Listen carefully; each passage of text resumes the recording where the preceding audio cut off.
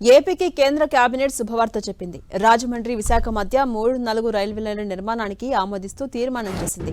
ప్రధాని గ్రామీణ సడక్ యోజన 3 ఏళ్ల పాటు పొడిగింపు, భారత్ మారిటైమ్ ఇన్సూరెన్స్ పూల్ ఏర్పాటు కోసం 12,980 కోట్ల నిధులు కేటాయింపు కేబినెట్ నిర్ణయాల్లో హైలైట్స్. భారత నౌకలకు తక్కువ ధరకే బీమా సౌకర్యం కలిగించాలని నిర్ణయించింది. రబీ పంటలకు కనీస మద్దతు ధర పెంచుతూ మరో తీర్మానం చేసింది కేంద్ర ప్రభుత్వం.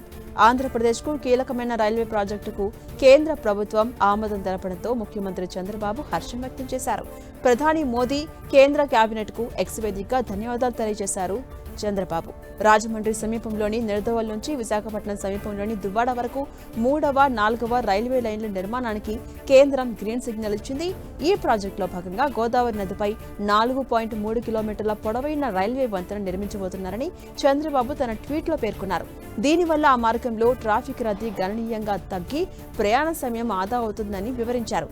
ఈ కొత్త లైన్లు రాష్ట్రంలోని వివిధ ప్రాంతాలను అనుసంధానిస్తూ ప్రయాణికులకు సరుకు రవాణాకు ఎంతో ప్రయోజనకరంగా ఉంటాయని తెలిపారు.